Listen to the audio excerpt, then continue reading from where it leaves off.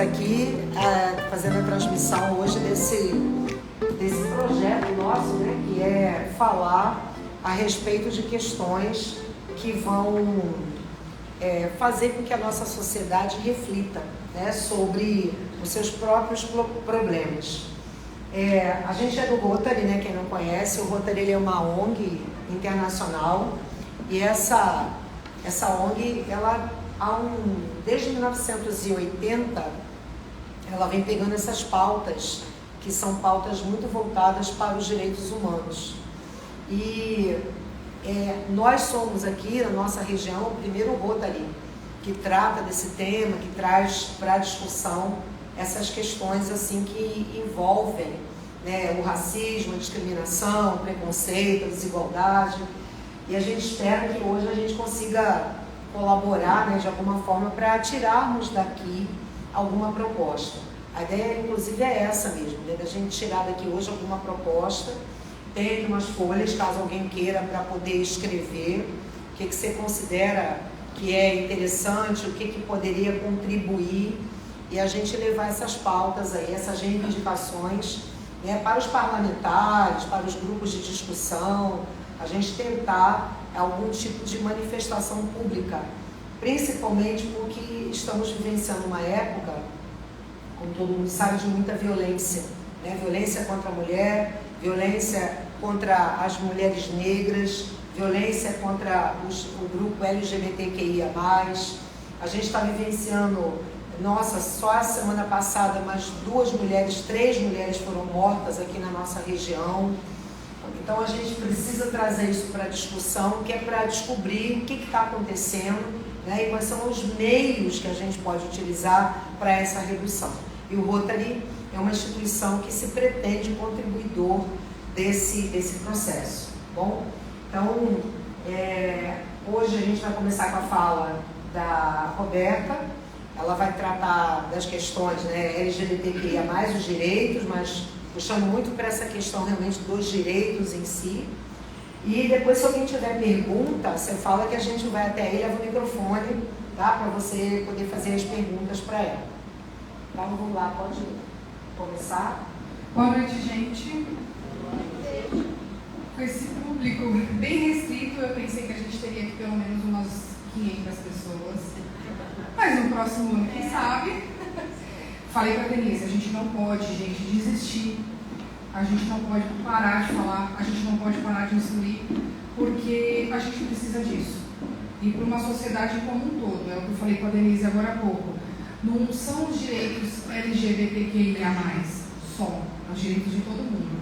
Entendeu? A gente fica muito assim, ai não, mas isso é pauta de direita, isso é pauta de esquerda, isso é pauta... Gente, não é política, entendeu? É instrução, só para a gente segmentar aí para não ficar meio perdido, tá bom? Meu nome é Roberta, eu tenho 35 anos, sou casada, minha esposa está aqui, porque as pessoas perguntam também, mas você, eu falo, gente, até isso agora, como se você fosse numa entrevista de emprego e você tivesse que falar, né, sobre sua sexualidade, ou provar alguma coisa para alguém, é péssimo, mas para vocês eu tenho que me apresentar para vocês entenderem e conhecerem um pouco. Zina? Aí. Você tá vendo? Tô enxergando, hein? Sou casada há 5 anos, no papel mesmo. E eu luto sempre pra gente se instruir, pra gente entender melhor como a gente funciona como sociedade e pra gente melhorar como ser humano sempre, né? Então vamos lá. Passar pro lado. Como construir um mundo melhor respeitando as diferenças? Que é como eu enxergo o mundo e como eu acho que eu tenho que passar isso para as pessoas. Vamos lá. Por qual motivo a gente tem tanta resistência em relação às diferenças? Alguém consegue me falar? Alguém consegue me falar? Porque a gente tem tanta resistência? Ignorância. Que mais? Covarde? Acho que vai. Dificuldade de se colocar no lugar do outro como um ser, independente do que ele tenha por fora, por dentro, se é homem, mulher, né? Exatamente. E a gente tem infinitas coisas que a gente pode falar, que a gente resiste às diferenças, né? Uma delas, a gente tem que entender, que a gente tem que saber que a gente não é obrigado a nada. a gente tem uma coisa dentro da nossa cabeça que as pessoas são obrigadas a aceitarem a gente. Perdão, e não é Covid, viu? A gente tem isso de, ele tem que me aceitar, ela tem que me aceitar, a sociedade tem que me aceitar. Não, gente, ninguém tem que aceitar nada. E é muito comum, e é normal a gente não gostar, a gente tem que respeitar. Nosso dever é respeitar as diferenças, é o nosso dever, entendeu? Não gosto, ok. Não gosto da camiseta preta, não coloca. Não tem problema, você tem esse direito de não gostar. Por que não praticamos a empatia? O que é empatia? Se colocar na pele do outro. Entendeu? E se fosse eu? A gente tem que partir sempre, eu sempre parto do princípio que, e se fosse eu? Entendeu? Pronto, você não precisa de mais nada, você não vai fazer aquilo que você considera ruim para você. E uma coisa que eu sempre me pergunto é, o que eu posso fazer para ajudar? Se a gente não pode ajudar, então é melhor a gente não fazer nada. Eu sempre me questiono isso. Vamos lá, para quem não sabe, eu vou falar sobre as siglas, porque... Tem uma pergunta? Não. Ah, tá, imagina. É uma dúvida que até a gente fica, porque eu não sou tão novinha, pode parecer, né, com essa carinha que eu tenho de 16 anos. Não acredito que vocês devem usar. Nossa, mancada. Não, beleza. Minha geração é do GLS, gays, lésbicas e simpatizantes. E quando começou a vir um monte de sigla, eu falei, gente, o que eu vou fazer? Preciso estudar sobre isso. E até pra gente que tá no meio, é difícil. Então eu vou começar com L, que antes era GLS, agora é LGBT. Resumindo, antes era mais os gays, balada GLS era mais gay. Aí as mulheres falaram, não, eu preciso de um espaço. Aí colocou o L na frente. Lésbicas são mulheres que nasceram mulheres, se reconhecem como mulheres e se relacionam com mulheres. Alguém tem alguma dúvida? Não? Até aqui tá tudo bem, né? Gays, a mesma coisa. São homens que nasceram homens, se reconhecem como homens e se relacionam com homens. Nós temos os bissexuais, que eles se relacionam com os dois gêneros. Alguma dúvida? Mas daqui a pouco vai começar. Vai bugar. Nós temos os transexuais, que inclusive eu achei que o Ray fosse estar aqui conosco, que participou com a gente, né, Zina? Intersexuais são indivíduos que congenitamente não se encaixam em nenhum dos gêneros. Pode ser por cromossomo, enfim. Alguma dúvida? São pessoas que nascem, inclusive, com os dois gêneros. Tem pessoas que nascem com duas genitálias. Oi? Hermafrodita, exatamente. Não, porque a gente entende os conceitos antigos, né? Perfeito. E eu acho que é super válido isso, a gente perguntar, a gente tem que entender, né? Nós temos os assexuais, são indivíduos que não sentem atração sexual, nem por homem, nem por mulher. Ok? Nós temos o pansexual e o polissexual, que são pessoas que se relacionam com qualquer um dos gêneros, de qualquer forma, de qualquer jeito. Vamos supor que eu sou pan, eu posso sair com uma balada e ficar com uma pessoa que se identifica como queer. Entendeu? Beleza? Porque Passeia pelas letras. todas. De todos os gêneros, de todos os... E os não binários, que são indivíduos sem gêneros definidos. Eles não se identificam, que é o gênero fluido. Eles não se identificam. Entendeu? Certo? E nós temos também o plus, que é o mais, que eu coloquei um exemplo de demissexual, que são os indivíduos que só se relacionam com quem eles se atraem. Oi? O que você é? Que tem algum afeto, entendeu? A pessoa só se relaciona se ela tem algum afeto. A gente não vê muito hoje em dia, né? Acho que você é um extraterrestre. Posso explicar como é que funciona? Esse tipo de afeto, por exemplo, me questionaram se a pessoa que se relaciona com o outro, no caso com o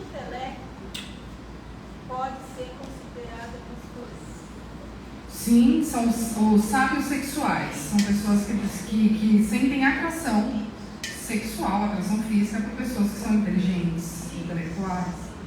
É você, Zina? Tá vendo? A gente começa a se identificar, né? Sou eu um pouco. Menina, nem vou falar o que eu sou, porque eu começo, gente, sou eu. Eu sou meio hipocondríaca. Tudo eu me encaixo, não é só com doença, não. Eu olho e falo, moça, parece comigo. Mas sou assim, fica tranquilo. E nós temos uma lei municipal que a maioria das pessoas não conhece, que é essa lei aqui de Americana. Quem fez foi o Major Crivellari, que inclusive ia estar aqui conosco hoje, mas fez uma cirurgia. Se o Major estiver assistindo na casa dele, com a perninha dele tranquila, um beijo. Ele que sancionou essa lei em 2008. E é muito. Eu vou contar um fato aqui, porque tem a lei inteira, eu não vou ficar aqui, senão hoje vai ser pouco. E eu falo pouco, né? Então, aí.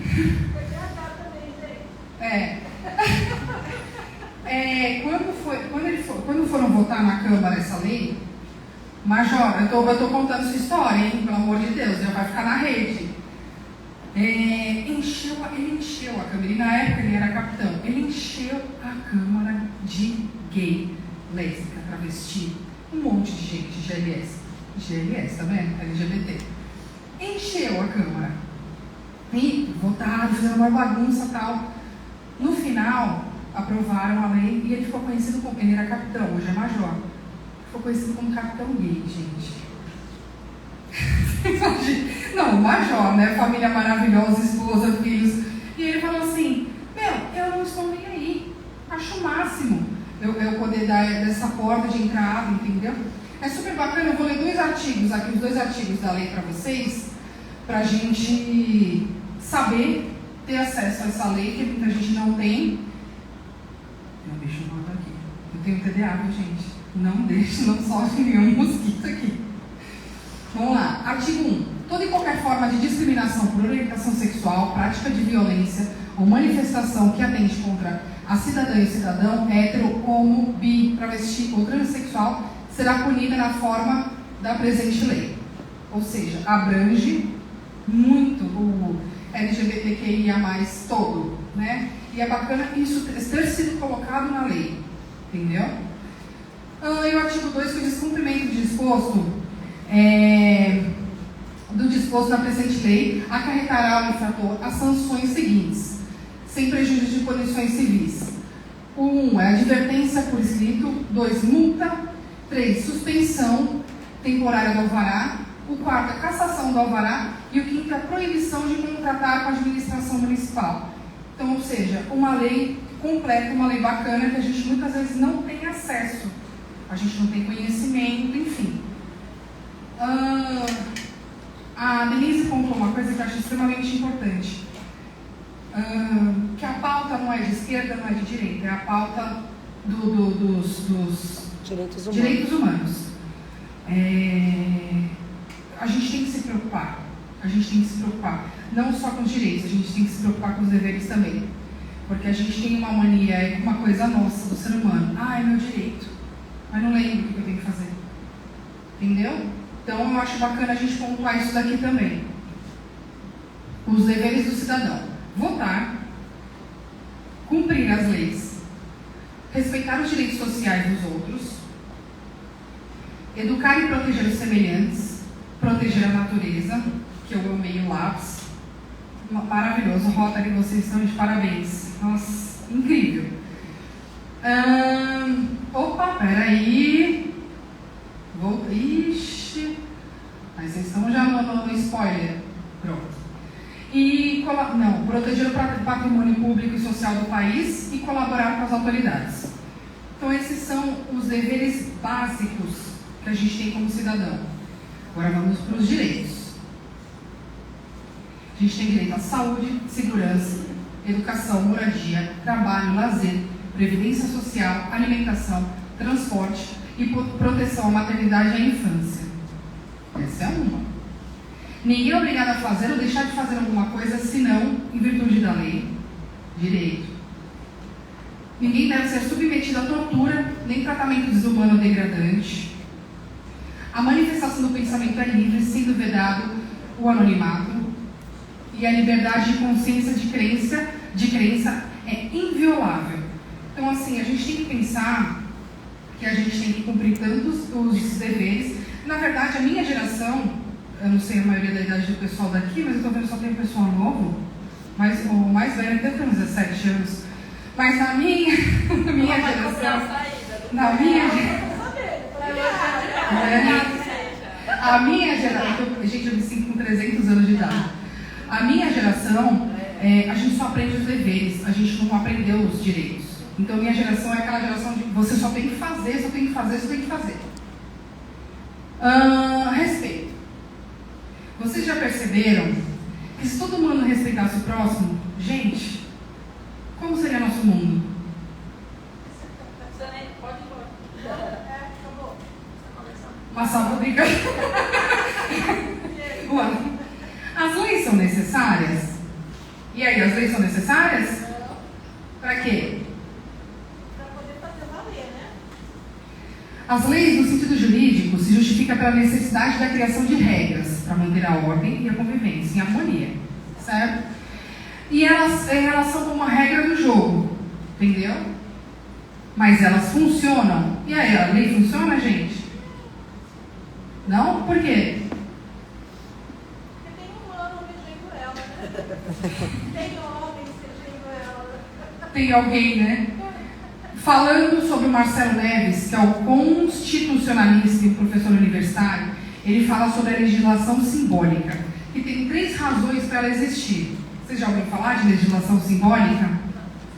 A primeira é a tentativa de adiar a solução, ou seja, diminuir a pressão de determinado grupo sem precisar resolver.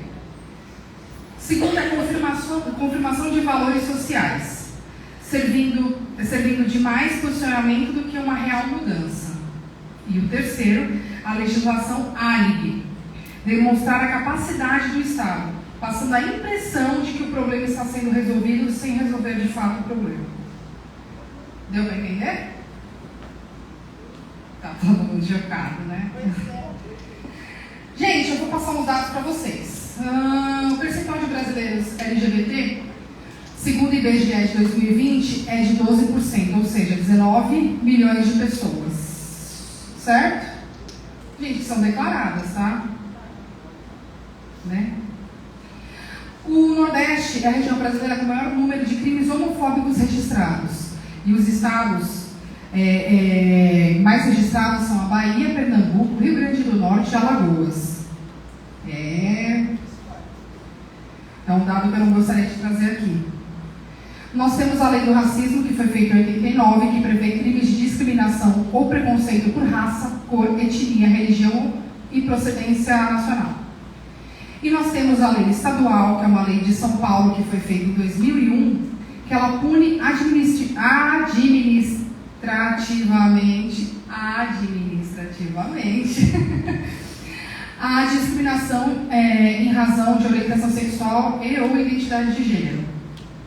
Eu agradeço a atenção de vocês e eu acho que a gente devia terminar com respeite seu próximo.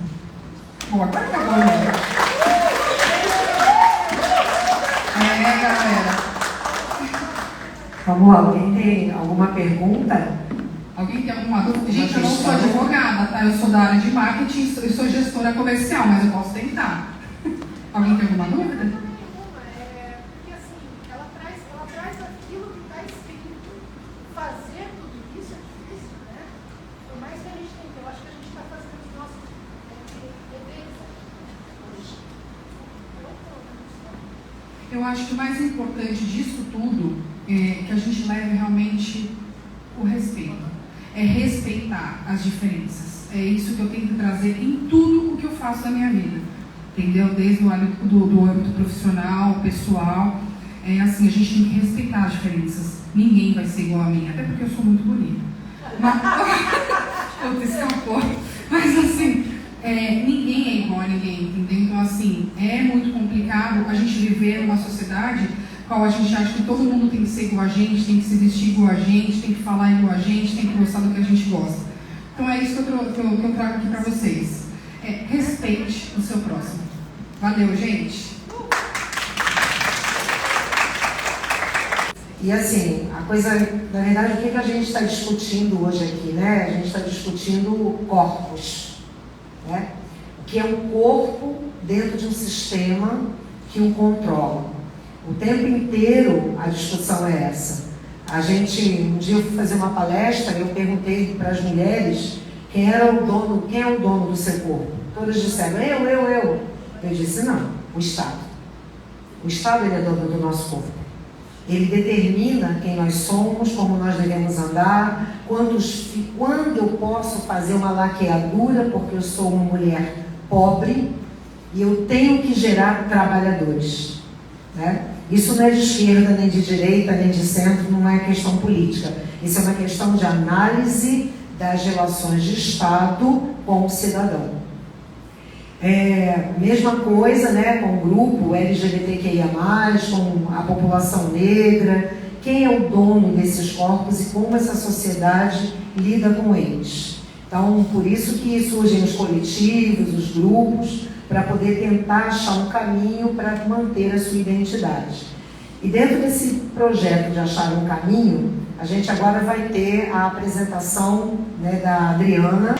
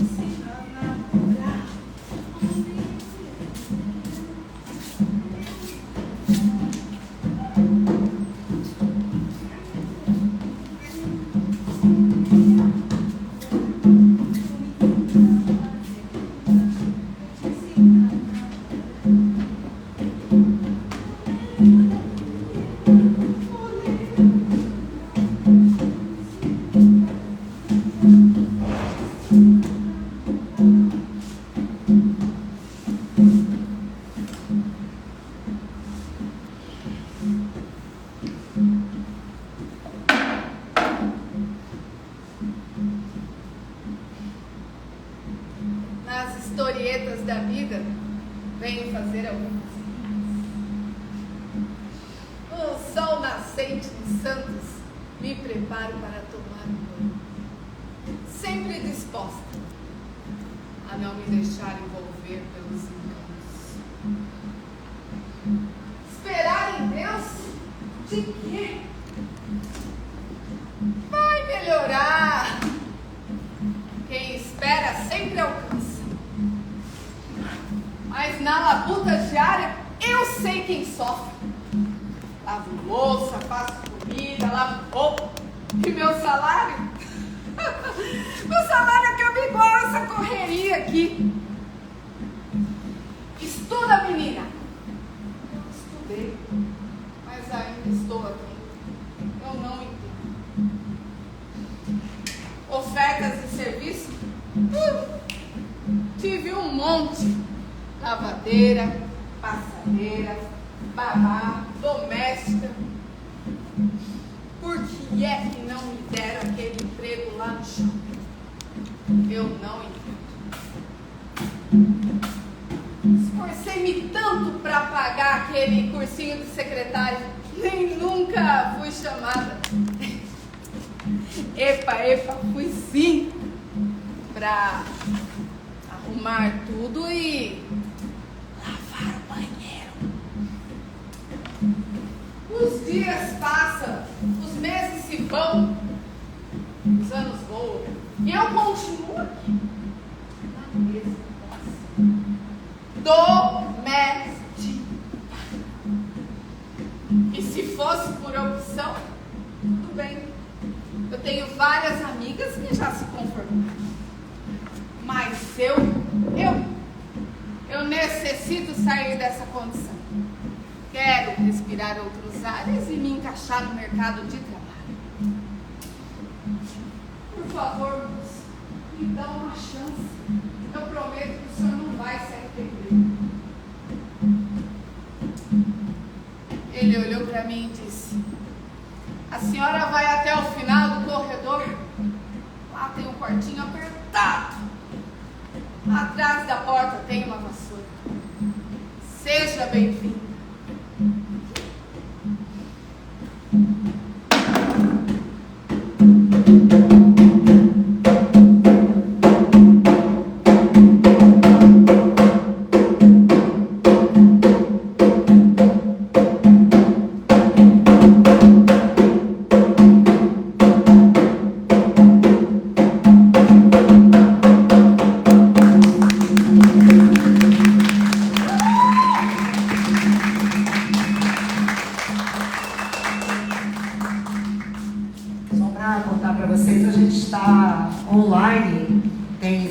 Pessoas assistindo agora. Melhorou, né? Opa! Oi, gente. Obrigado, gente. Obrigado, gente. Olá, pessoal. Boa noite.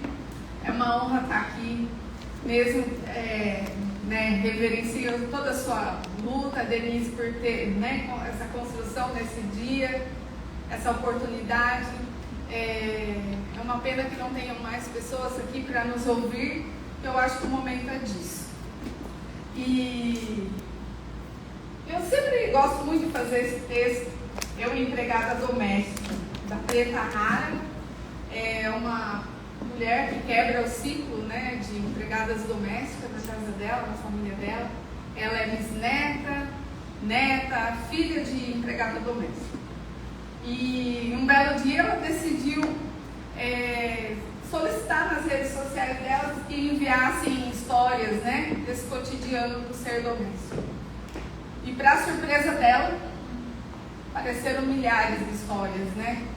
E eu confesso que quando pego esse livro para ler, eu acho que dá para ler algumas, porque é pesado, é bem pesado. São histórias de abuso, histórias de restos de comida, né, de falta de respeito. Então, é sempre uma honra fazê-lo, e eu coloco ele num lugar de provocação, sobretudo para mulheres negras, né? Falando aí de um país em que 80% das empregadas domésticas são de mulheres pretas. Ninguém aqui está questionando o ser doméstico, é uma profissão digna como outra qualquer. Mas também, nenhuma mãe sonha para a filha ser doméstica, não é verdade? E esse estereótipo do ser doméstico, né, essa figura de linguagem, de imagem, é uma luta, é uma especificidade da mulher negra também, é uma pauta da mulher negra. E porque quando o feminismo hegemônico surge, não estavam contempladas as pautas das mulheres negras, porque elas não eram vistas como femininas, eram vistas para o trabalho. Então, para que essas mulheres brancas pudessem, né, sair para manifestar, lá estavam as mulheres negras para cuidar dos seus filhos, né, da casa. E até quando eu falo cuidar do filho, eu acho muito triste, porque elas deixavam de cuidar dos delas, né, para estar ali. História muito bem relatada naquele, acho que é uma série ou filme com a Regina Casé, Que Horas Ela Volta. E aí, até lembrando, eu já fui noveleira também. Não sei vocês ainda hoje, mas hoje em dia eu não pego mais nada. E eu me lembro de uma novela que retrata muito bem esse momento, né? Que a mídia, ela muito que é um projeto, né, que reforça o racismo. É um dos projetos, né? O racismo é formado por vários projetos. E eu me lembro numa novela, acho que Laços de Família, de várias empregadas domésticas negras. Uma delas ficava a semana toda na casa da patroa dela. Ela não ia, ela não tinha uma família, né? Eles não tinham, nenhum personagem enquanto doméstico tinha família. Parecia que eles surgiam do nada. Já outra, na casa, eu me lembro do Tony Ramos, era como se fosse da família. Nunca é da família. Sempre o racismo estrutural vai surgir forte em algum momento. e em um outro caso ainda, da hipersexualização da mulher negra, e aí no mesmo contexto. Então, assim, essas são as pautas da mulher negra, as especificidades da mulher negra. E porque eu, mulher negra, mãe, não tem um momento do dia que eu vou falar eu sou mulher, outra eu vou ser negra e outra eu vou ser mãe. Eu sou a mistura de tudo isso, eu sou a intersecção de tudo isso. Eu sou todos os meus sonhos, todos os meus projetos. A interseccionalidade, ela é uma baita ferramenta, né? Principalmente para a construção de políticas públicas, né? Porque senão elas não chegam na comunidade. Outra coisa mais, deixa eu olhar aqui na minha cola. Como eu venho falando aí dessas pautas, né? O racismo também é uma pauta da mulher negra. Esse modelo de sociedade que eu tenho para mim que após a abolição da escravatura ele foi colocado, esse modelo que está até hoje aí, né?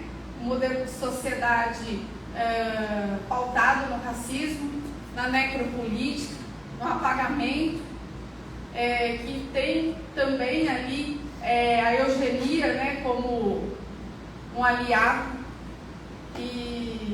Então também é uma das nossas pautas. A pauta também de buscar políticas públicas, né, políticas afirmativas, como cotas, né, cotas não é esmola. Eu gosto dessa frase. E eu sou totalmente a favor das cotas. Estatisticamente, se não houvessem as cotas, levaríamos 100 anos para ter equidade racial. Com as cotas por volta de 32 anos. Então ainda é muito necessário. É para sempre? Eu acho que não, nem precisa. Mas ainda é muito necessário. Tem uma carta que eu gostaria de ler rapidamente. Aliás, é um discurso da Sojourner Truth, uma abolicionista ativista. Ela é do final do século XVIII e até o século XIX, né? E ela fez esse discurso e eu acho muito contemporânea essa carta. Muito bem, crianças. Onde há muita algazarra, alguma coisa está fora da ordem. Eu acho que com essa mistura de negros e negrões do sul e mulheres do norte, todo mundo falando sobre direitos, o homem branco vai entrar na linha rapidinho. Aqueles homens ali dizem que as mulheres precisam de ajuda para subir em carruagens e devem ser carregadas para atravessar as balas e que merecem o melhor lugar onde quer que estejam. Ninguém jamais me ajudou a subir em carruagens ou a saltar sobre poças de lama e nunca me ofereceram o melhor lugar algum. E não sou eu uma mulher? Olhem para mim, olhem para os meus braços. Eu arei e plantei e juntei a colheita nos celeiros. Poderia trabalhar tanto, comer tanto quanto um homem, quanto qualquer homem, desde que eu tivesse a oportunidade para isso. E suportar o açoite também. E não sou eu uma mulher? Eu pari 13 filhos e vi a maioria deles vendida para a escravidão. E quando eu clamei com a minha dor de mãe,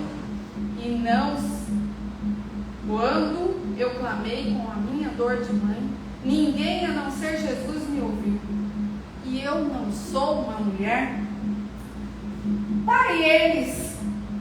Daí eles falam dessa coisa na cabeça. Como é que chama isso? Alguém da audiência sussurra: intelecto. É isso, querido. O que é que isso tem a ver com os direitos das mulheres e dos negros? Se o meu copo não tem mais que um quarto e o seu está cheio, por que você me impediria de completar a minha medida?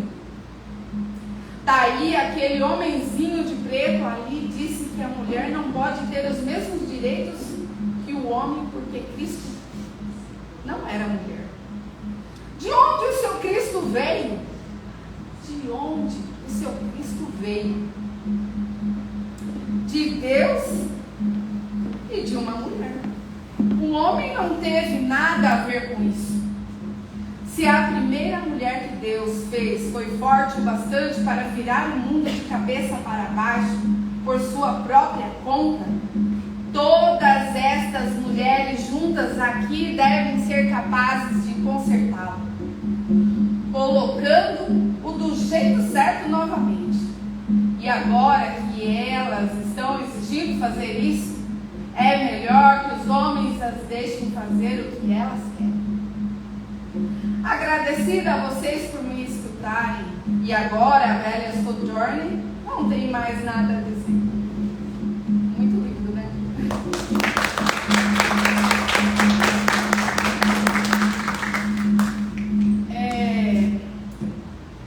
Eu sempre digo, né, para as mulheres negras, sobretudo para o meu lugar de fala, para a minha vivência, para minhas experiências, né, e eu posso falar desse lugar. Que elas podem ser o que elas quiserem, né? Que elas, o lugar da mulher negra ou da mulher branca é onde ela quiser estar. Não tem limites para isso. Então eu sempre digo que elas desconstruam, que elas construam o seu lugar de espaço, que elas ocupem o seu lugar, os lugares, e que elas estudem, porque o estudo é a única coisa que ninguém pode nos roubar. É a única coisa. E sempre falo também de que tudo que nos contavam era mentira, pois sempre fomos mulheres capazes, inteligentes e belas. Então, eu sempre digo isso, e que deixo mais um recado também, de que não está sendo preparada a nova geração de domésticas. É isso, pessoal. Obrigada pela atenção. Amado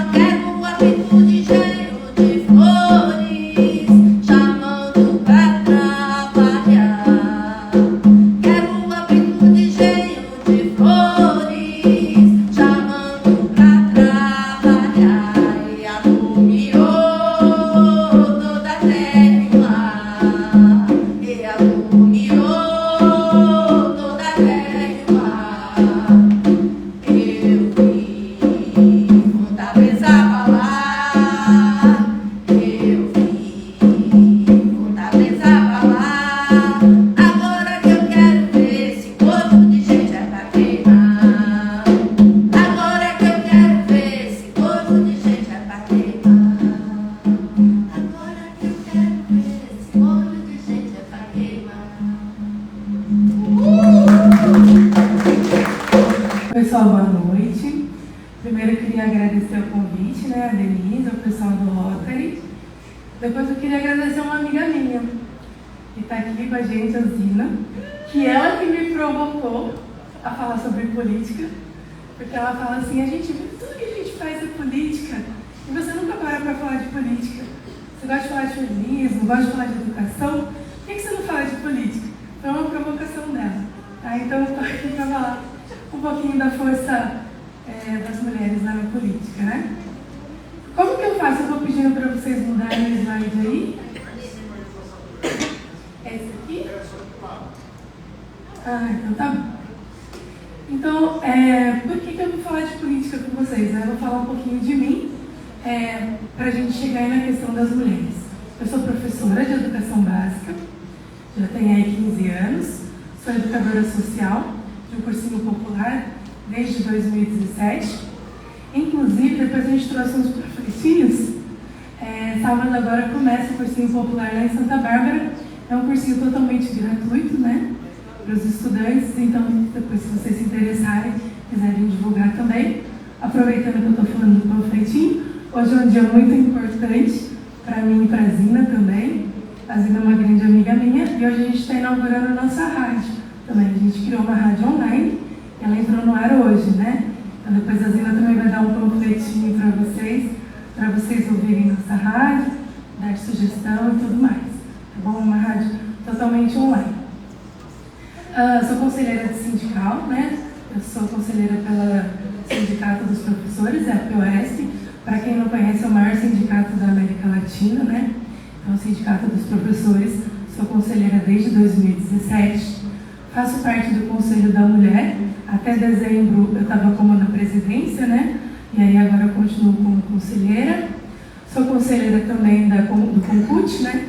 Que é o Conselho de Cultura de Americana, na parte de literatura.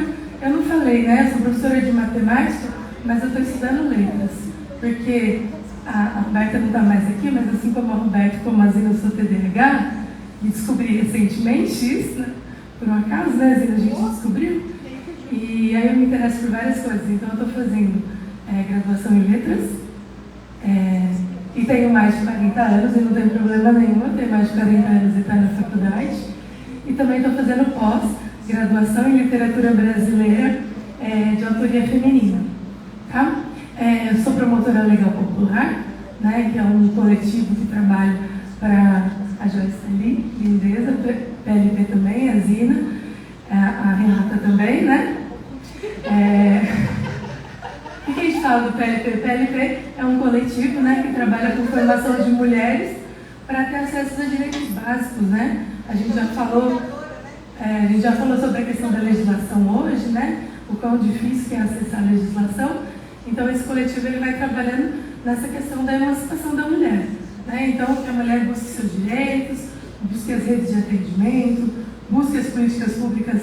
A Adri também falou de políticas públicas, então busque como acessar as políticas públicas, que às vezes é quase inacessível, né?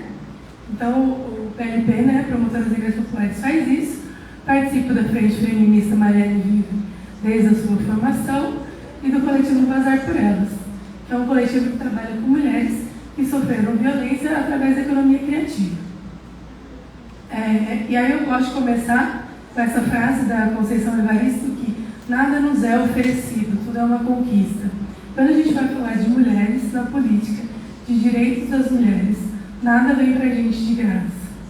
Né? Tem uma frase da Simone de Beauvoir também que eu gosto, que ela fala sobre isso, que a gente tem que estar sempre vigilante com relação à questão dos nossos direitos, porque os direitos das mulheres, eles vêm e vão.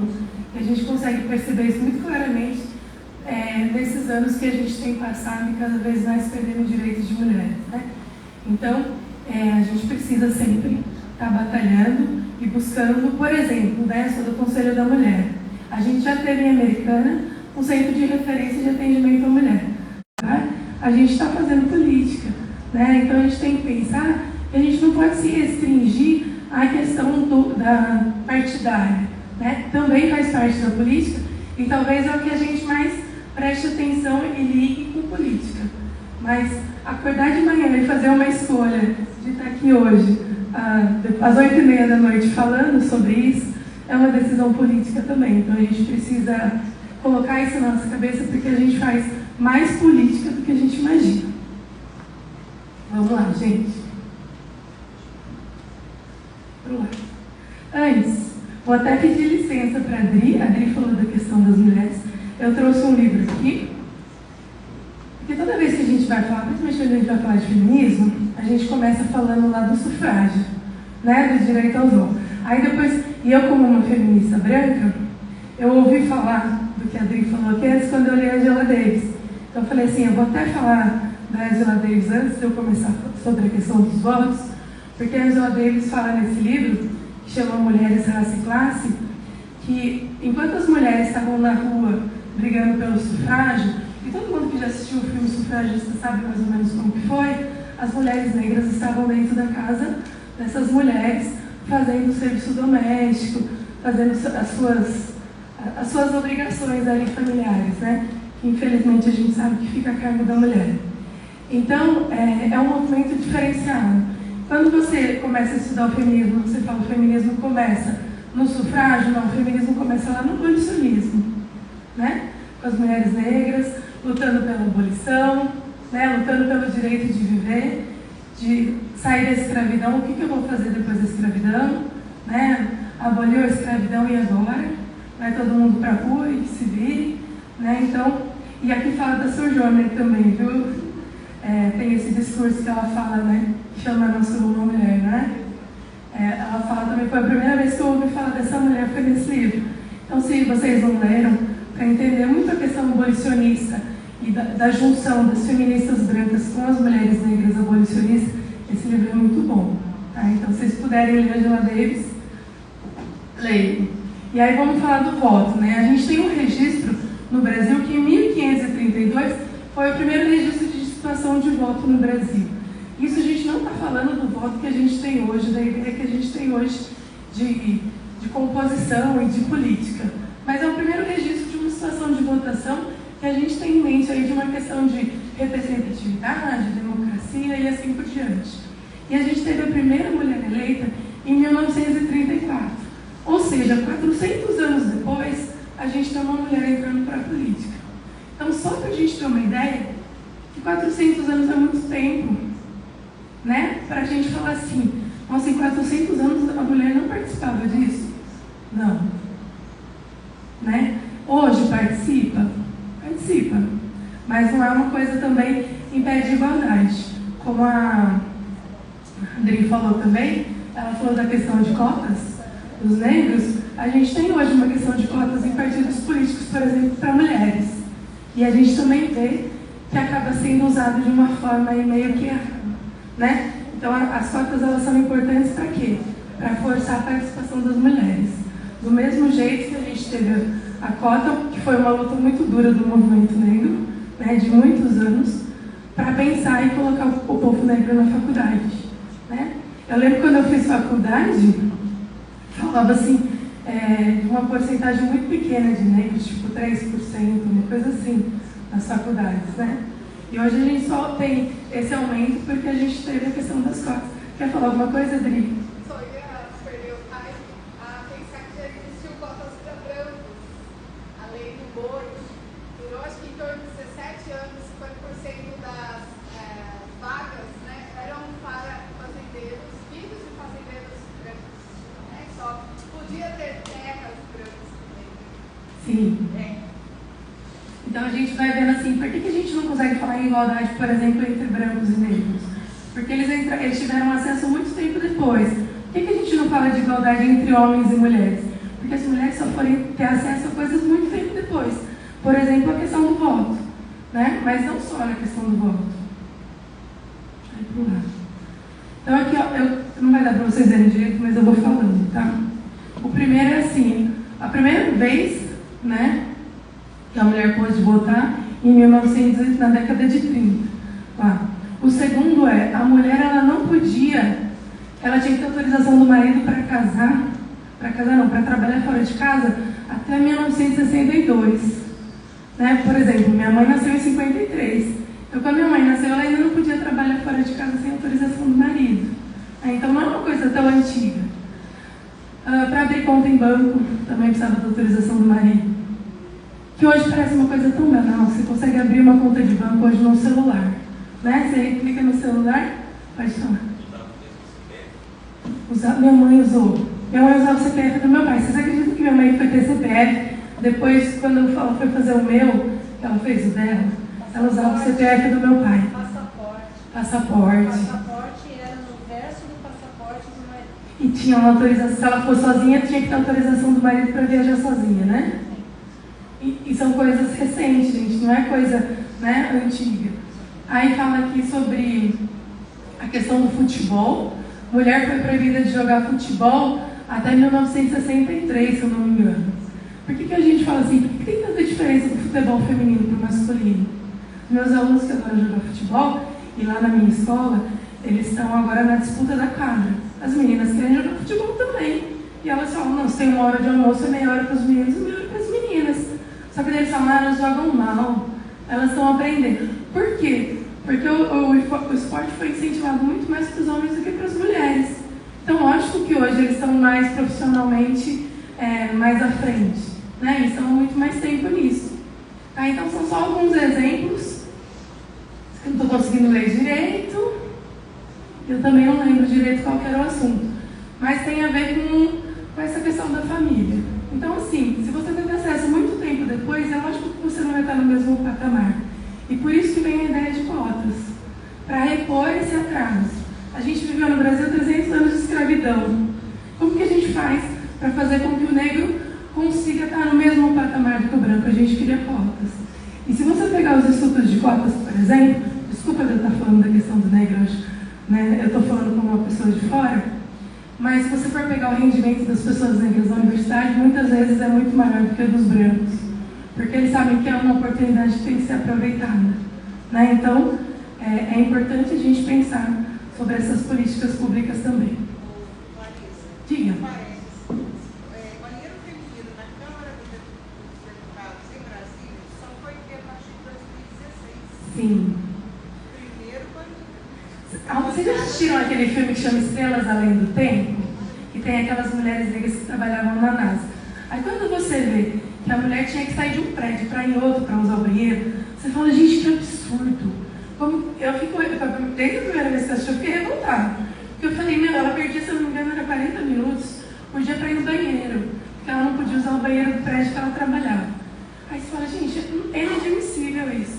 Aí você vai no Senado brasileiro, até 2016 as mulheres tinham que sair do plenário e ir até a lanchonete para ir no banheiro, porque não tinha banheiro feminino no Senado brasileiro. 55 anos depois da inauguração do plenário, que foi ter um banheiro.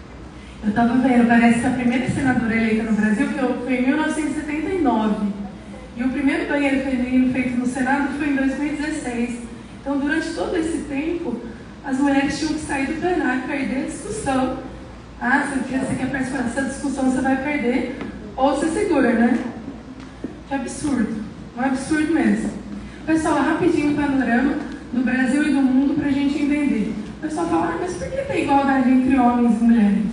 Né? As mulheres são 51,8% da população, já passou da metade.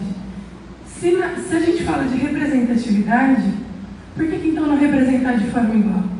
Você tem 50% de mulheres, 50% das cadeiras.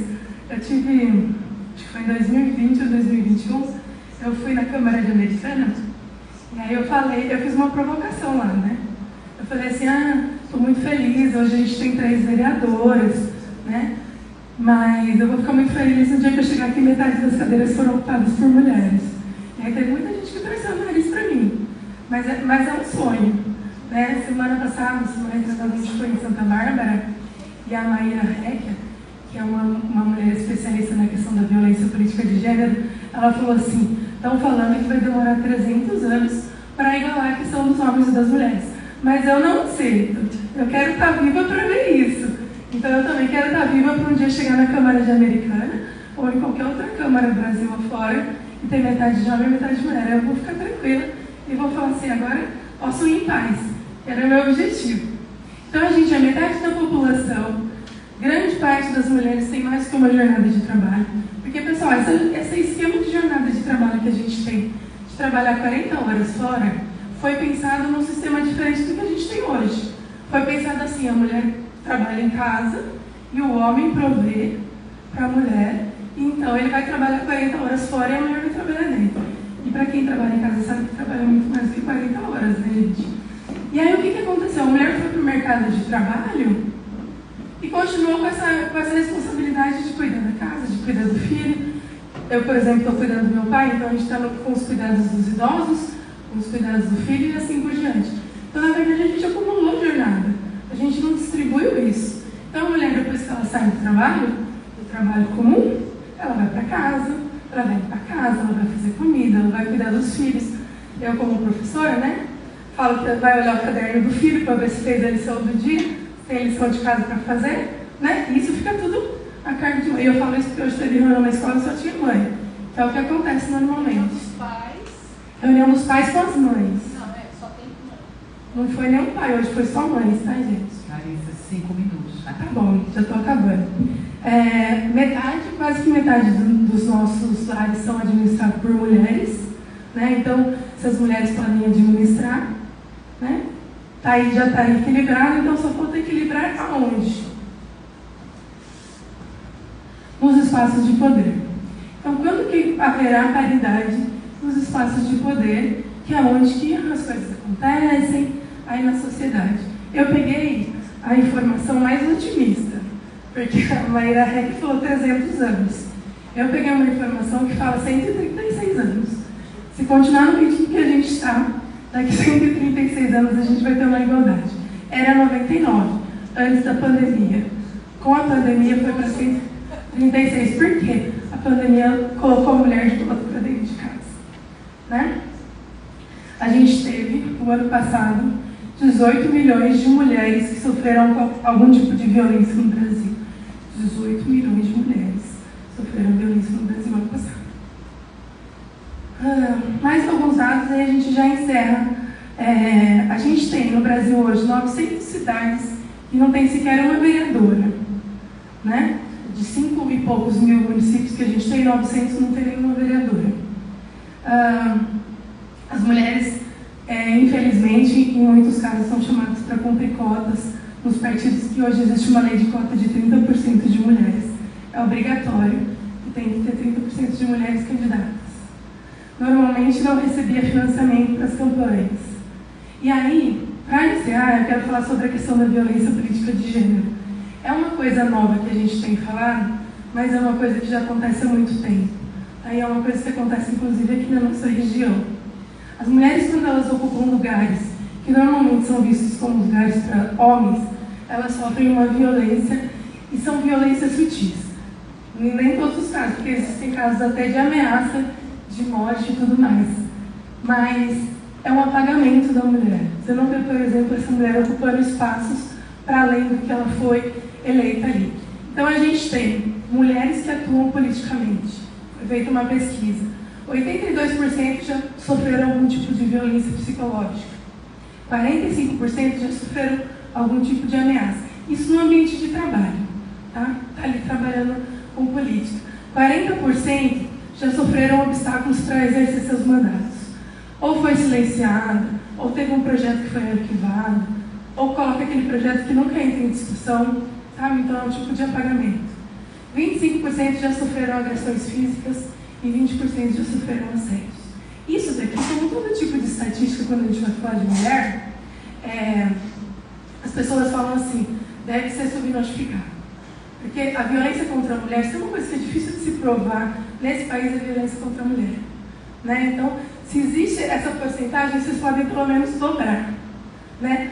A Leia, que é uma companheira nossa do Conselho da Mulher, ela estava falando, se tem esse número de violência, eu não consigo lembrar o número, mas ela falou a quantidade de estupro que teve na cidade americana no ano passado. Ela falou assim, com a subnotificação, vocês podem multiplicar isso por 10. Então, é mais ou menos isso. Né? Se a gente tem isso registrado, é porque foi muito maior. Porque tem coisas que são sutis que não dá para registrar e acaba passando batido. Para finalizar, então, gente, vou pular essa parte. Com tudo isso que tem de ruim, por que ainda a gente quer fazer política? E aí, alguém quer falar, uma mulher, por que fazer política com esse com esse panorama ruim de violência, de retrocesso e de tudo mais. Então, por que as mulheres querem fazer política? Porque se não tiver uma mulher lá, não vai ser construído um banheiro no Senado. Se não tiver uma mulher lá, não vai ser falado sobre as pautas da mulher. Se não tiver uma mulher lá, não vão falar sobre maternidade. Vocês sabiam que a primeira deputada a conseguir ter direito à maternidade, vocês sabiam que os nossos legisladores do Brasil não tinham direito à licença maternidade? Foi a Jandira Fegali. A Jandira Fegali, ela é deputada atualmente. Então, assim, não é uma coisa... Ela ficou grávida e eles queriam que ela renunciasse o mandato dela porque ela não tinha como pegar licença. Não era previsto licença para mulheres. Então, por que as mulheres têm que estar lá? Porque senão as pautas das mulheres nunca vão chegar. E aí o que a gente precisa de política pública para as mulheres, como em Americana, por exemplo, um centro de referência, ele nunca vai acontecer. Que é uma briga nossa agora lá no conselho, né, Joyce? Ele não vai acontecer. Se a gente não for lá encher a paciência, mais bonitinho, encher a paciência dos gestores públicos, não vai sair o centro de referência. E aí a gente tem uma violência crescente na cidade e não tem onde atender essas mulheres, né? As mulheres sofrem violência e ainda tem que passar pela fila do hospital, esperar 2, 3 horas para ser atendida. Que mundo é esse, né? Como que ninguém está vendo isso? As mulheres estão vendo, por isso que elas estão brigando por isso. Então acho que é isso, a força as mulheres têm. Se vocês pegarem movimentos sociais em geral, normalmente é 70% a 80% de participação de mulheres. Movimento de tudo que for, pode ser um movimento de moradia, um movimento de reciclagem, um movimento de tudo. As mulheres são a base. Apesar dos homens pegar o microfone para falar, as mulheres estão lá construindo junto. Então acho que fica aí, para as mulheres que estão aqui e para as mulheres que estão assistindo, fica aí o convite. Vamos para a luta, que tem muita coisa para ser feita. E quanto mais mulheres lá, mais a gente constrói. Tá bom, gente? Obrigada. Bom, muita gente, né, falando sobre as leis, sobre o lugar de fala. E vamos nós falar sobre rede de apoio. O que é isso?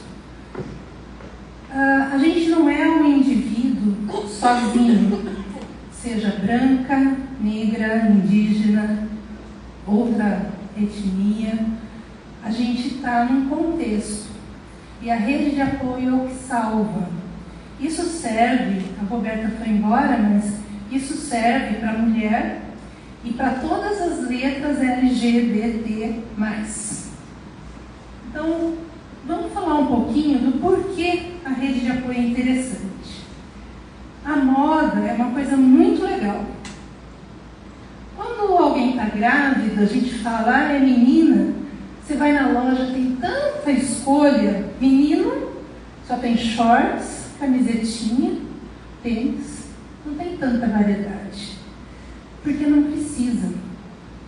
A moda, o que ela faz com a gente? Ela simplesmente identifica, deixa a mulher anônima e fora, para fora. A mulher é mais um padrão. Quantas vezes a gente escuta hoje, por exemplo, nossa, não sei o que aconteceu com a moda da mulher antigamente. A gente via cintura, a gente via busto, tudo bonitinho, isso é padrão. Nós tivemos épocas que a maioria tinha o mesmo penteado, aquele penteado fofo em cima, em 1960, 50, e tudo igual. Se virasse as costas, ninguém sabia quem era. Vocês já viram a mulher de burca?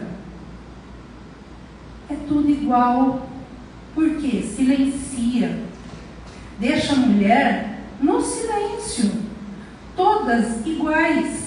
Não pode ter diferença. Por que a mulher, hoje no Afeganistão, existe obrigatoriamente que usar a burca? Para que não mostre as curvas, porque o homem não consegue se segurar. A gente é culpado. Mas isso não quer dizer que elas sejam fracas. Olha só o estereótipo da mulher que vende padrão e que se eu estiver tomando uma Skol, uma Brahma, eu sou legal. Eu sou aquele homem, desculpa a palavra, mas o fodão. Né? Por quê? Porque eu uso a mulher como meu troféu. A partir do momento que essa mulher engorda, sai do padrão e não serve mais para ele. Mas o que é isso? Ele objetifica a mulher.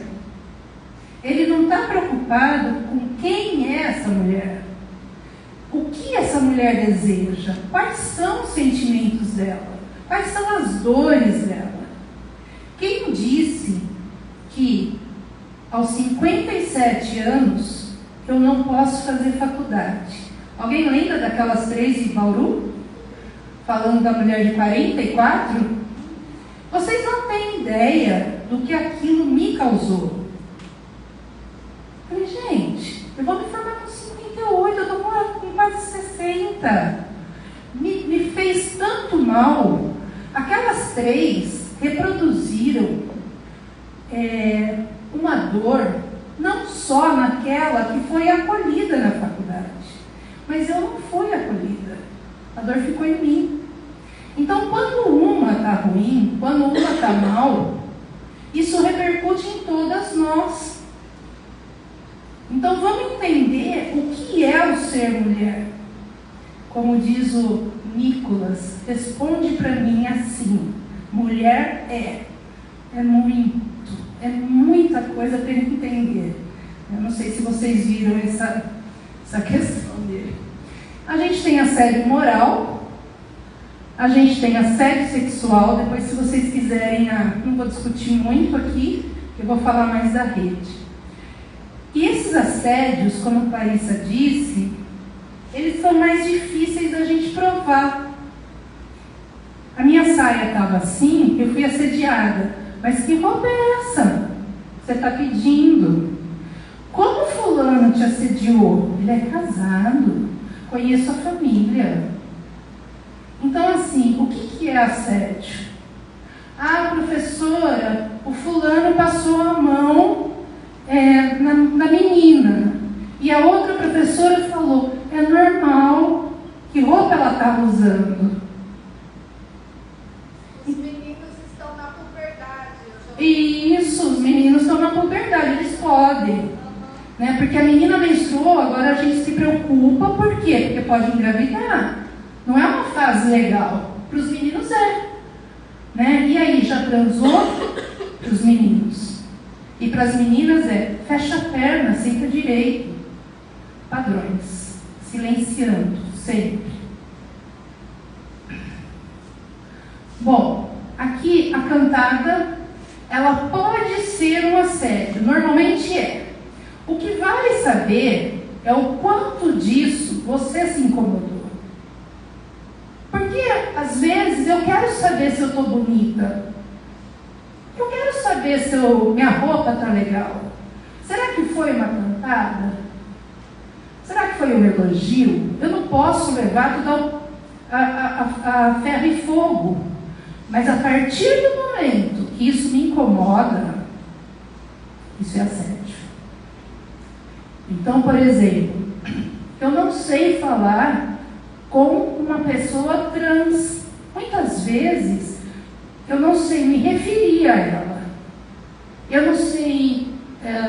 pode ser que a minha fala esteja carregada de preconceito, porque eu ainda não consegui ressignificar, talvez pela falta de convivência. Isso aconteceu muito, por exemplo, comigo em relação ao racismo. De eu não saber falar. Mas você vai aprendendo. O que não quer dizer que eu sempre vou ser taxada como, sei lá, estou assediando, estou falando mal, estou sendo preconceituosa. Não. A humildade, a empatia, o desejo de aprender tem que ser mais forte. E se eu faço isso na minha fala, mesmo eu tendo uma fala ruim, eu posso aprender a ser melhor, né? Então é assim que constrói. As datas das leis, como a Larissa estava falando, eu quero só deixar claro algumas coisas. 1974, eu tinha 8 anos. A mulher precisou de uma lei para ter cartão de crédito. Quem é, na mão de quem, é o maior consumo no mundo? É da mulher. E ela precisou de uma lei para ter um cartão de crédito. O homem tem lei para ter um cartão de crédito? Né? E a gente tem agora Maria da Penha, o Não é Não, o Stalking, Mari Ferrer. E há 3 meses atrás, a gente não é mais obrigada, por lei, a precisar do aval do homem para colocar o DIU. 90 dias, tá? 90 dias atrás a gente era obrigada. Laqueadura também. E aí a gente vai falar da rede de apoio. Por que eu dei essa volta? Para a gente entender 2. A sororidade, tudo para mulher é difícil, né? Até o nome. Sororidade. Que raio de palavra é essa, né? Soro quer dizer em italiano e em latim irmã. Não é irmão. Soro é irmã. Então, sororidade, irmandade, empatia. Vamos entender assim. Você está atravessando a rua, aí vem alguém de bicicleta, o carro pega, aquele estrago todo, você sai correndo para ajudar. Oi, você é trans ou você é homem? Que religião que você é? Você é preto ou branco? Você vai acudir. Por quê? Porque é um igual a você. Isso poderia ser a sororidade. Só que isso seria só para as mulheres. E as mulheres, é que nem a palavra índio. Abre o saco e coloca tudo quanto é tipo de mulher lá dentro. Sem distinção. Deu para entender? Índio é assim, tá? Índio descaracteriza a etnia. Então, quando a gente fala indígena, é uma coisa.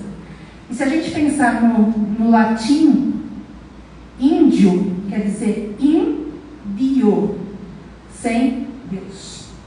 Melhor usar indígena, tá? Vou falar só da competição gratuita e da autodepreciação. Quem nunca? Ai, não gosto daquela mulher. Ixi, olha, tá chegando. Ai, né? Ó a roupa. Uma mulher falando de outra mulher. Vocês sabem o que é isso? É um jogo político. É um jogo pensado. É o machismo instaurado. Por quê? Uma mulher brigando com outra, uma perde, para que o homem, em algum momento, sobressaia. Alguém já passou por a situação de estar namorando e o cara provocar ciúmes da namorada com outra mulher? Isso é muito comum, né?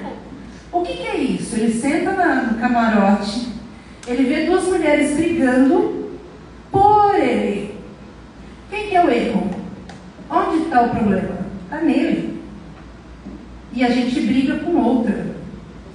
Se eu estou numa empresa, eu vou disputar um cargo com outra mulher, em algum momento vai ou teve um dedinho de cutucada masculina para falar que talvez aquela lá não seja melhor que eu, ou que aquela seja melhor que eu. Em algum momento, coloca uma discórdia no nosso meio.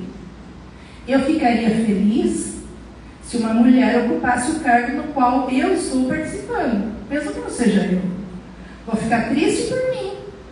Mas olha que legal, tem uma outra mulher ali no cargo, não é um homem. Ao invés de brigar. Mas isso não quer dizer que a pessoa precisa virar the best, né? Porque nem sempre a gente gosta. Às vezes não tem afinidade. mas aquele ser é igual ao meu ser. Ok? Aqui tem várias frases, mas a gente já está cansada de escutar. O que eu proponho? Que é uma prática que eu acho que aqui todas nós temos, são grupos de conversa, de bom dia, boa tarde, boa noite, de oração, de corte de cabelo, de qualquer coisa, mas grupos de mulheres. Em algum momento, nesses grupos, você vai identificar que tem uma sofrendo violência psicológica, outra física, outra precisando sair correndo, outra avisando, por favor, chama a polícia. Em algum momento, você vai ter uma sinalização de pessoas que você nunca viu. E assim funciona. Eu vou contar um caso. Eu participo de trocentos grupos. E uma vez chegou para mim uma mulher de Camboriú, Balneário Camboriú, avisando que tinha uma mulher em João Pessoa, na Paraíba, em cárcere privado, e estava pedindo socorro, e ela não sabia o que fazer.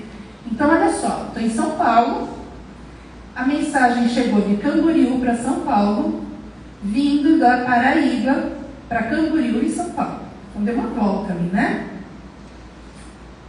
Nós conseguimos acionar a polícia, acionar uma jornalista, acionar uma advogada, descobrimos o endereço dela, tudo isso num domingo, que ninguém está disponível, e a polícia chegou, ela estava amarrada na cama, e o cara com um facão, uma peixeira, entre as pernas dela. Ela estava prestes a morrer. Isso tudo pela internet, pelo WhatsApp. Nós conseguimos. Esse processo todo, no desespero que a gente estava, durou 4 horas e 15 minutos. A internet. Nunca soubemos dela, nunca mais falamos com as outras mulheres envolvidas, mas temos a consciência de que ela escapou. Então, a rede de apoio, ela é fundamental. Incentive o público LGBT, incentive as mulheres a ter rede de apoio. Para minha felicidade, essa mesma palestra eu dei na FATEC, dia 8 de março, e a conversa acabou mudando para LGBT, também, incorporando LGBT. O diretor estava na palestra e ontem eu recebi a comunicação deles que a FATEC abriu um edital para ter um grupo de apoio aos estudantes de moda e todos os outros cursos que se entendessem LGBT com rede de apoio da FATEC. Mas foi exatamente depois da minha palestra, já estava acontecendo, mas ali formalizou, é inovador, dentro do Instituto Paula Souza, um grupo de apoio LGBT. Gente, menos morte, menos agressão. Todo mundo vai ter problema? Vai ter problema, mas existe um acolhimento. Então, a minha fala é sobre isso. Gente, eu agradeço muito, muito obrigada. E para a gente terminar, né, esse nosso mega evento, agradecer mais uma vez o pessoal que está aqui, falando na internet. Áurea, pode vir. Boa noite. Bom, antes da gente fazer a vivência, eu queria falar um pouco das deusas, né? Porque a gente viu tanta luta, tanta coisa, mas quem sustenta tudo isso? Quem está sustentando tudo isso? São elas. Elas que existem, que nos habitam. Então, eu vou falar um pouco da mitologia, vou falar bem rapidinho. Então, é uma das formas de compreender as imagens psíquicas coletivas, e cada povo tem sua mitologia, os sistemas mitológicos, né? E tende a se repetir em diferentes contextos culturais. né? E aí eu trouxe 2 contextos aqui. Deusas, formas de apresentar e vivenciar o feminino. Toda mulher é uma mistura complexa de todos os arquétipos femininos. Por isso que a gente não é uma pessoa constante, né? Por isso que a gente não pensa, por que eu sou assim? Por que tem hora que acontece isso? Porque nós somos uma mistura, nós somos complexas. Temos as deusas conscientes e as inconscientes. O que são deusas conscientes? São aquelas que estão constelando o tempo todo conosco. O que é constelar? Elas estão atuando. Então, não é só uma. Você vai falar assim, eu sou a deusa tal. Não, você é uma mistura. E tem, além disso, tem as inconscientes, que ficam lá, que vão se manifestar num dado momento, ou numa fase da sua vida. E lembrar também que todas as forças e potências do feminino, todas elas são fortes. Tá? Não existe a menos. Existe formas. E aí nós vamos começar com Deméter. Deméter é a deusa grega da colheita, da fertilidade, da terra cultivada, do direito sagrado que tem o ciclo da vida e da morte. É uma história muito linda, né? Ela é a dona da terra. Então ela representa o arquétipo materno, a mãe que nutre. Qualidades dela, ela é generosa, ela zela, ela dedica aos outros e é muita doação. Para quem? Não apenas para os filhos, para todo mundo. Para todo mundo, ela quer ser mãe, ela quer abraçar, ela quer cuidar. As dificuldades que ela tem, superproteção, tendência a colocar-se em plano secundário. Quantas vezes essa Deméter não deixou de se cuidar porque teve que levar todo mundo para o médico? Ou socorreu um ali, socorreu o outro ali. E depois falou, nossa, eu estou gripada, eu estou doente.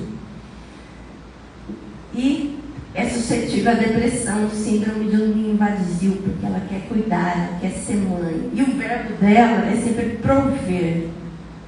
Prover, ajudando, cuidando. Eu peguei uma frase para Deméter. Quem que não é uma Deméter aí? Quem que não sente uma parte do dia Deméter? Quem cuida de você?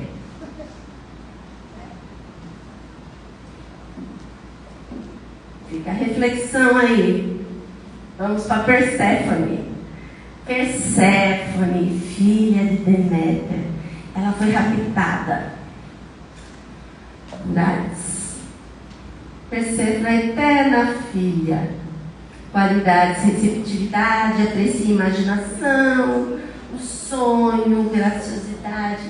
É quase aquela menina que nunca cresceu. Maleabilidade, dificuldades, passividade, ingenuidade, dificuldade de tomar decisões. O verbo dela é receber. Por que Deméter? Por que Perséfone? Porque ela foi raptada por Hades e ela foi para baixo da terra. E Deméter ficou muito irada. E ela secou a terra. Daqui não vai nascer mais nada enquanto minha filha não voltar.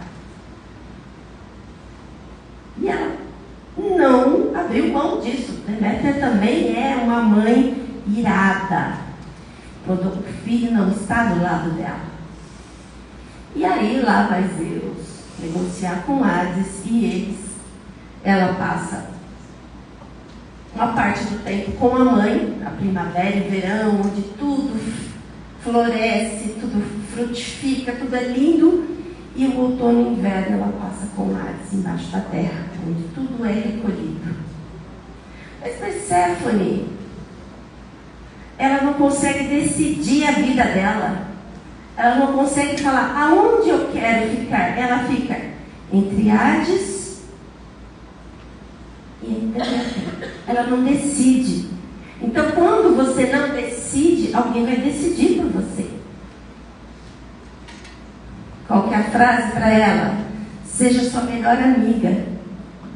Cuide de você. Eu estou passando rapidinho, gente, mas tem muita coisa para falar delas.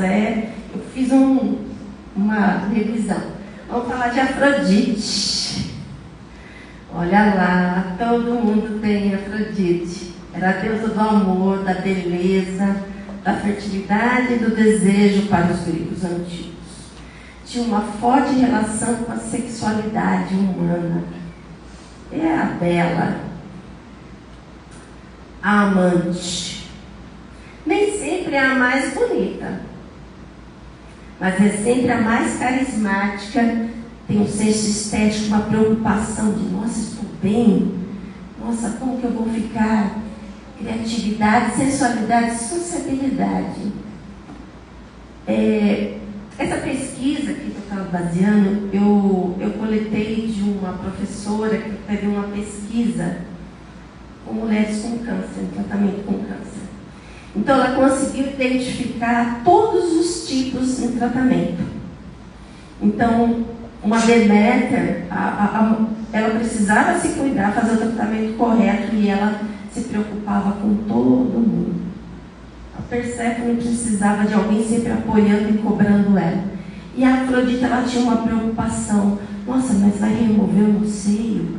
Vai cair meu cabelo? O que vai acontecer comigo? Ela tem essa preocupação. E uma coisa que é interessante é a Afrodite. Às vezes a gente fica pensando, minha filha talvez seja uma Afrodite. Mas você, mulher que é mãe, você também não é uma Afrodite? E aí elas são competidoras. Quem é a mais bonita? O verbo dela é amar e seduzir. Frase para reflexão: tornar-se uma mulher feliz e não somente uma amante feliz. Eu tinha que colocar com tanta ação rodando a saia aqui, eu fiquei na dúvida de qual arquétipo eu ia trazer, mas aí eu tinha que trazer a minha mãe, né? Possui força, determinação e sabedoria, e abate os ventos e tempestades. Movimenta-se ora suave, ora arrebatadora, é fiel às suas convicções, uma guerreira que não foge às batalhas. Quantas não são minha sangue em mim?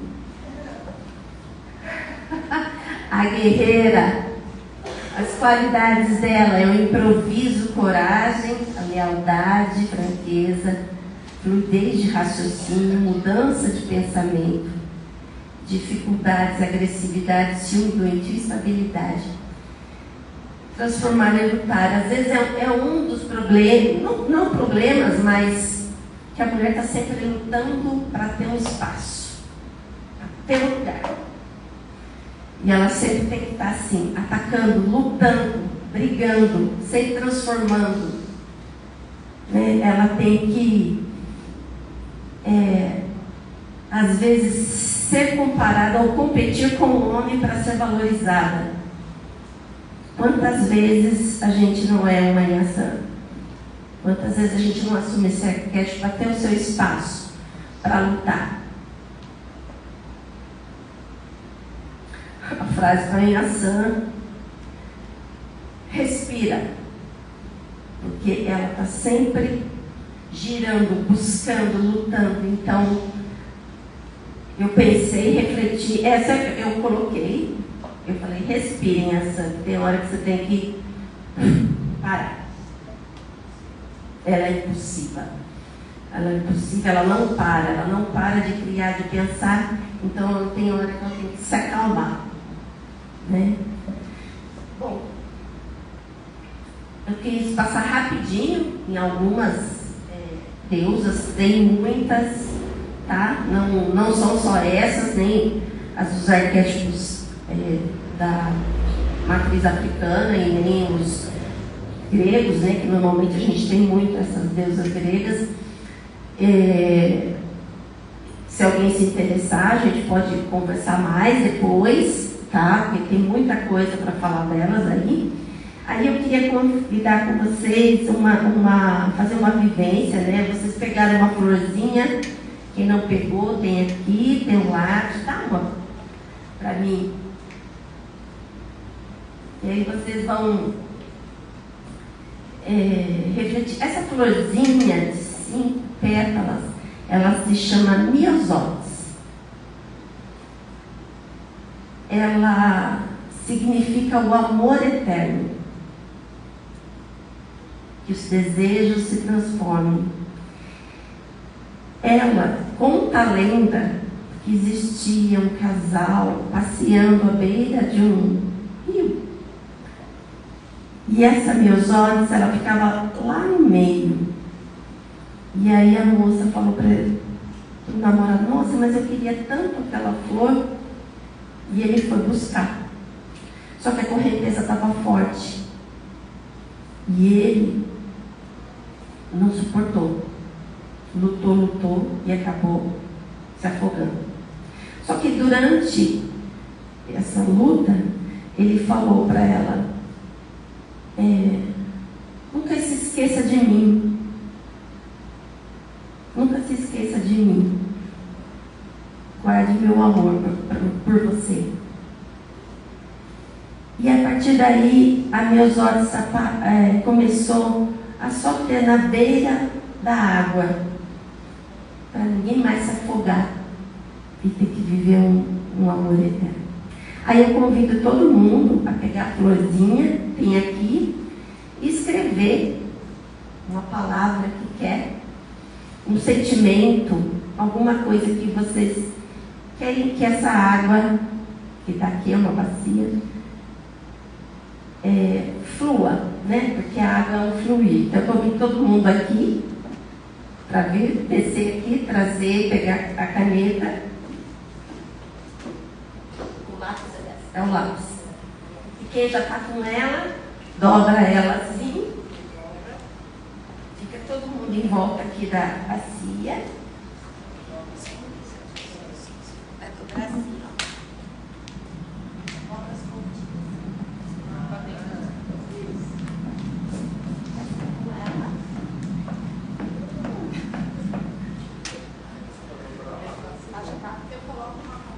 Uma palavra, um sentimento, alguma coisa que vocês queiram. Peraí, tem todo mundo em volta aqui.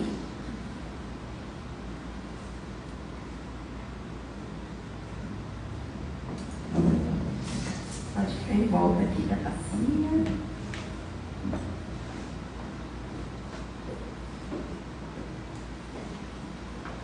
Todo esse sentimento, toda essa potência que vocês colocaram nesse papel, ela aconteça a partir do momento que você colocar na água. Pode colocar as florzinhas na água.